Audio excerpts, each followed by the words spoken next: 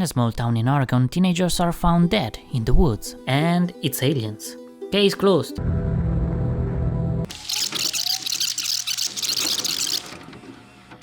Agent Dana Scully of the FBI is paired with Agent Fox Mulder to solve the case. Hold on, this is a crime scene. They won't.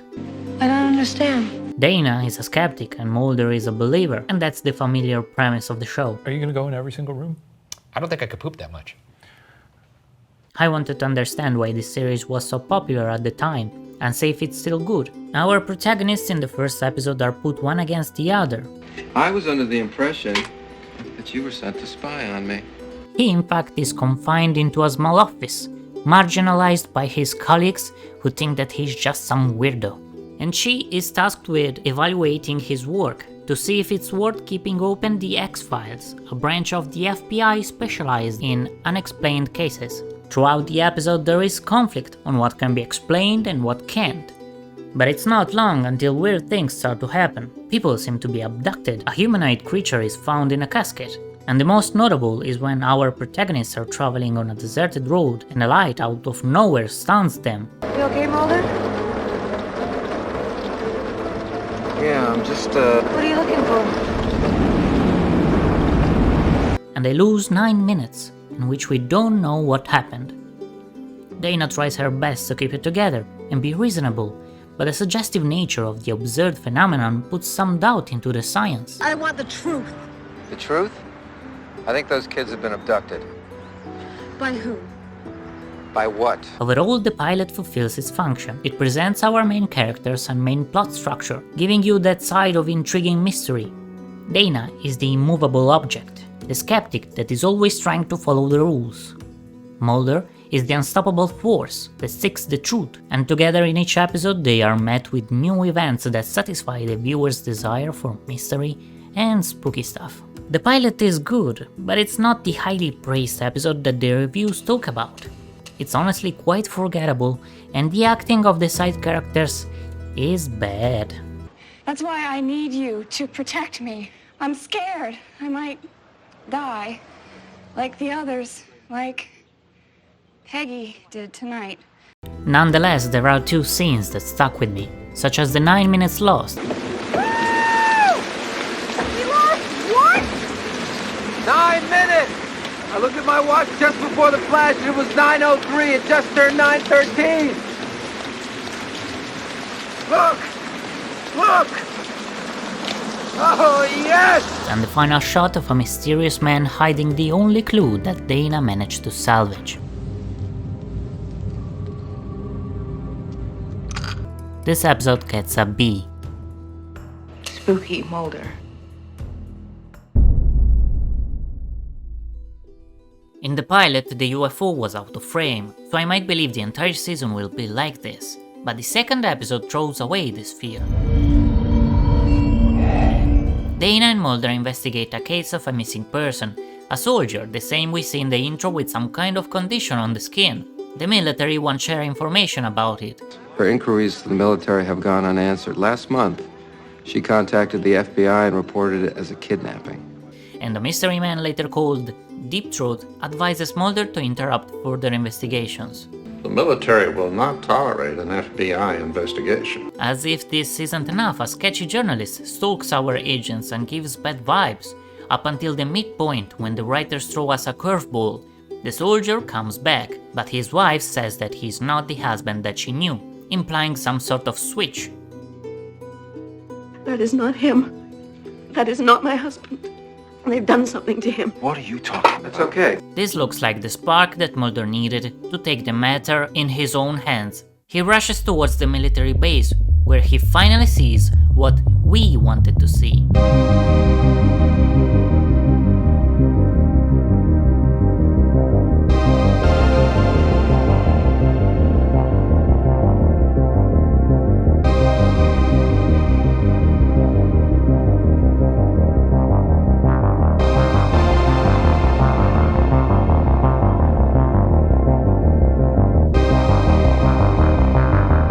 He then gets captured and his memory deleted, so at the end of the day, it was just a statement from the writers to the viewers.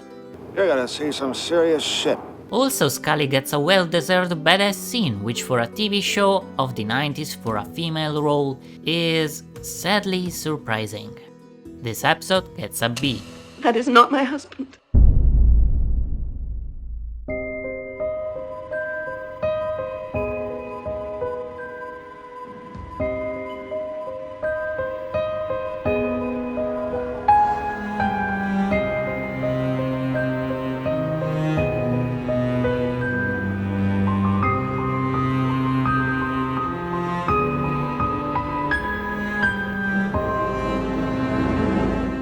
A homicide inside a closed office. No way in, no way out. How is it possible? An ancient creature with the appearance of Doug Hutchinson wakes up from its sleep every 30 years to feed on livers of unsuspecting victims, for then to go back to its slumber. This creature has the ability to stretch its limbs and access different places which might appear impenetrable.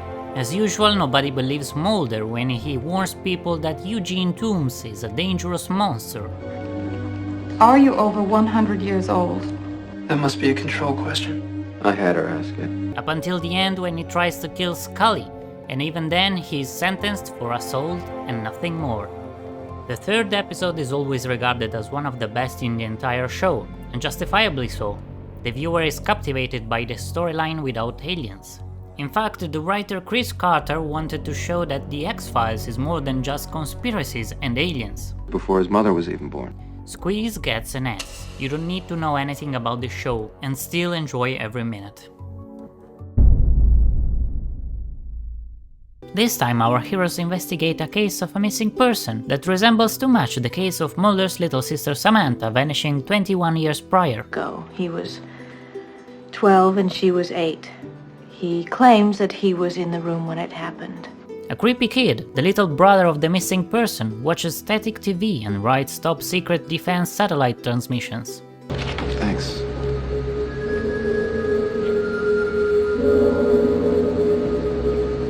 It's coming from there. Probably inspiring the 2009 movie Knowing with Nicolas Cage. This episode had more potential, but it's okay. It's basic and sometimes that's enough. Come on. How can an 8-year-old boy who can barely multiply be a threat to national security? Honey, would you mind holding the light for a second? The second Monster of the Week episode is just about some lady with abnormal strength that likes to kill and cannibalize few people, and apparently she has a kid and watches over him. And the lady 100% needs medical attention. F for wasting my time. Shadow starts strong, a woman with psychokinetic power skills to scumbags in self-defense. Later we see that she seems to not be able to control this power, which sounds like a good premise for a great episode, but it shortly falls flat to a big ol' C.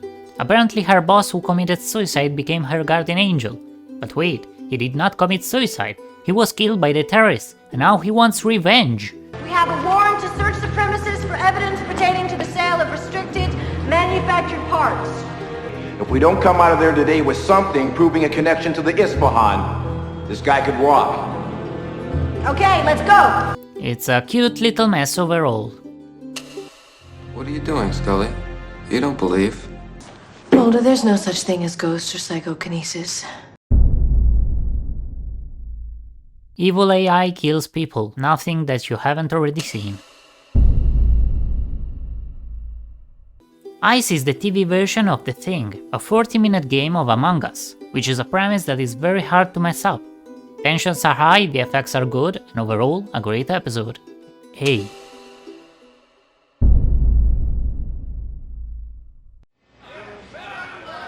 I'm here in Pasadena with the NASA Mission Control Team as they celebrate scientific history.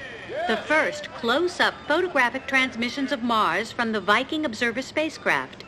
Photos that have created something of a stir by revealing surprising geologic information. The presence of large amounts of These nuts. Even more controversial is one image of a land formation, a formation that looks like a sculpted human face. The space program is being sabotaged by a paranormal entity, and our heroes have to solve the mystery. This was intended as a bottle episode to save money by being shot in a single location, but still went over budget. The construction of the command center set was subject to cost overruns, leading the episode to become the most expensive of the first season. What just happened? Bad acting, bad premise, and bad VFX even for the time forced me to give it an F. Don't waste time, it's boring. Mr. Truth tips off Mulder on a UFO crash site, so he heads out to see what's the fuss about, and gets instantly captured. Oh! Grounded for being noisy, he meets the most lovable side character of the first season, Max Fanning, the UFO hunter. Say no more. You're a cautious man. Trust no one. Very wise. After what happened at JFK, I understand completely. The actor Scott Bellis elevates the episode.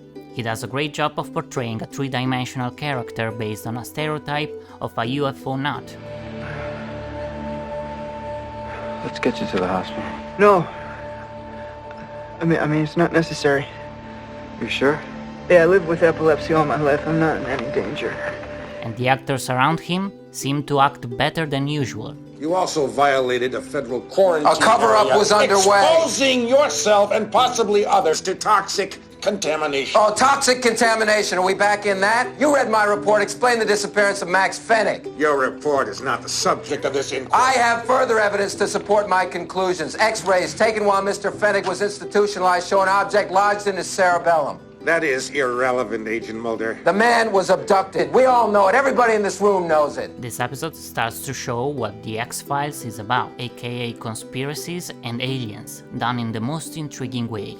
Everybody knows, and yet no one seems to believe.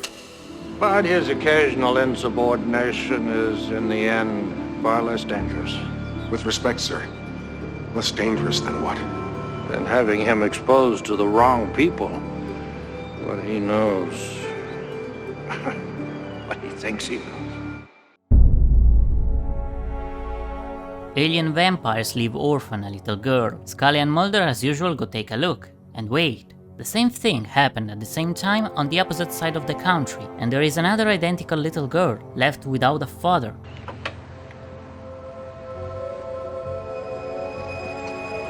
Tina? No.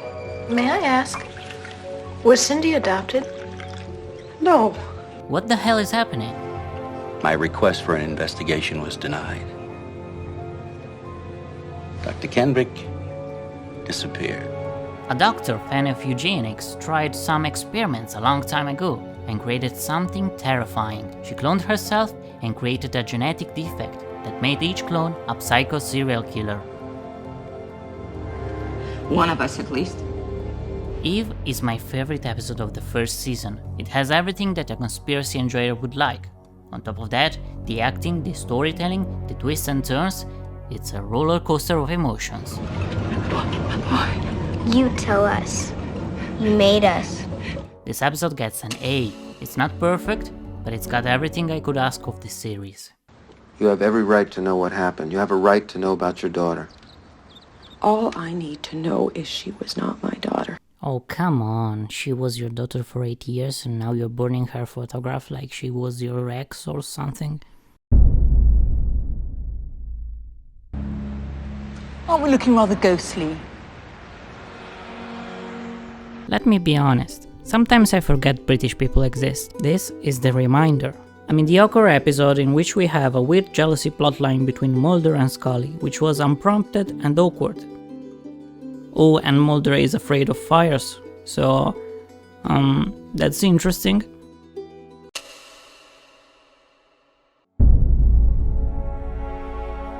Beyond the Sea creates a new dynamic. Scully becomes the believer, and Mulder the skeptic. A man sentenced to death claims he knows where two kidnapped victims are, thanks to his psychic powers.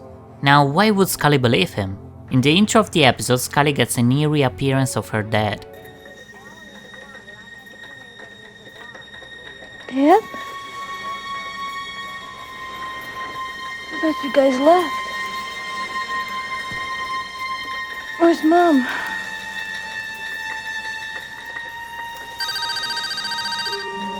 And seconds after, her mother calls, informing of his passing. Shaken, Scully tries going back to work to get over it, But the inmate seems to know something. Is he being sincere or just a fraud? The performance by Brett Dourif steals the show. We feel very close to Scully this time, not only for her grief, but also for the feeling of being toyed around, trying to find the kidnapped girls. You set us up. You're in on this with Lucas Henry. This was a trap for Mulder because he helped put you away. Well, I came here to tell you that if he dies because of what you've done, 4 days from now, nobody will stop me from being the one that'll throw the switch and gas you out of this life for good, you son of a bitch! Even at the end, we still don't understand how we're we supposed to feel, which makes this one of the best episodes of the first season.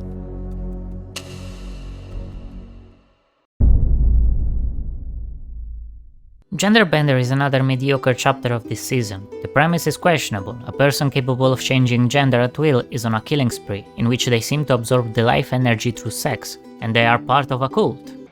Brother Wilton, stand.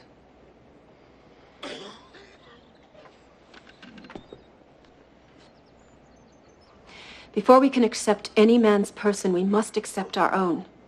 And I ask, who can stand in your sight when once you are angry? I am ashamed to lift up my face, and I shall not be ashamed in this evil time. Make atonements for this wrath, Brother Wilton.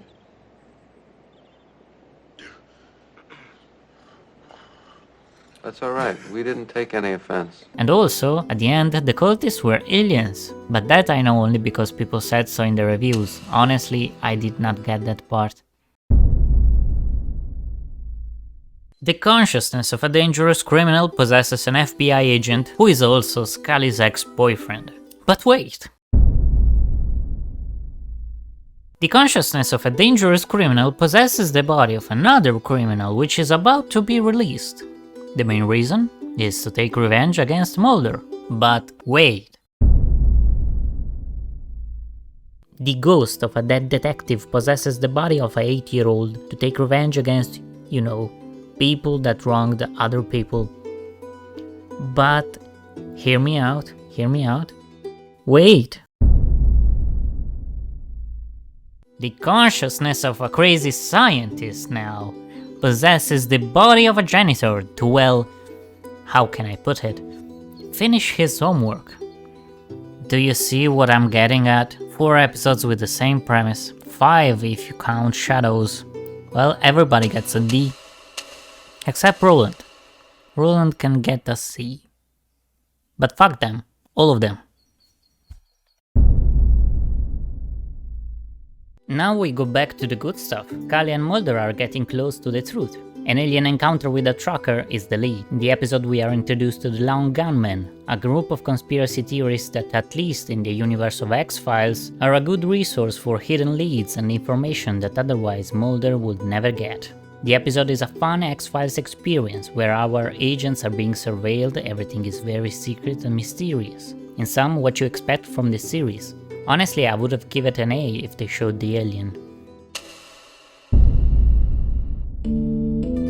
Little Jesus here healed people all of his life, but now his touch is enough to kill.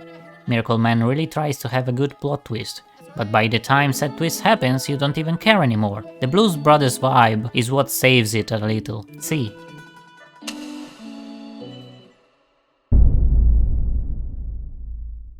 Shapes is what happens when the writing team wants to tell a story based on folklore, but nobody knows the culture. This time we talk about werewolves. The Native Americans are portrayed as usual, singing, chanting, and being all mysterious and magical. It feels racist, cause it is. A shame, just a bit of care could have saved this episode. This is also the episode that left me flabbergasted. Look.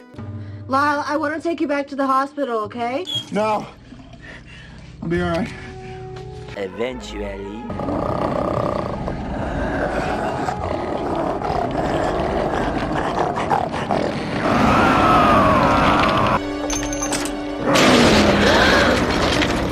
A few inches later.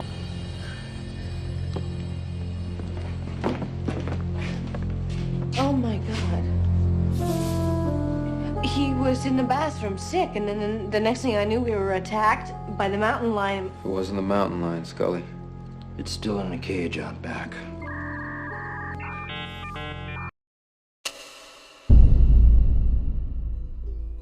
So I see that this episode is quite appreciated, and I'm totally clueless as to why. Ancient insects are freed from very old trees, and some people die. Usually I'm a fan of people simply talking in a room, but this time it did not do it for me, and I'm sorry to say, but it's an F. Tooms is the sequel to Squeeze. In this episode we see that our liver-eating creature has been a good boy in prison, so he is freed. This episode is quite clever because it takes a realistic approach to the justice system. Mulder tries in vain to warn people about the danger that Tooms creates. Agent Mulder, look at his fingers. Look at him, 100 years I contend older. that perhaps through a genetic mutation, Eugene Tooms is capable of contorting and elongating his body in order to gain access to victims, so that he may extract the livers which provide him sustenance for the hibernation period of 30 years. He needs one more victim to complete this cycle. And ends up stalking him, which is exactly what everybody would have done in Mulder's shoes. Tooms, however, finds a way to set up Mulder. Yeah, they found him out cold in the street. Beaten up pretty badly. Contusions, multiple lacerations. Shoulder's been pulled right out of joint.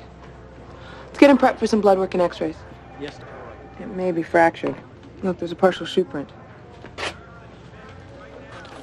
Yeah, I want to get a photo of that. We might be able to find the shoe that matches it later.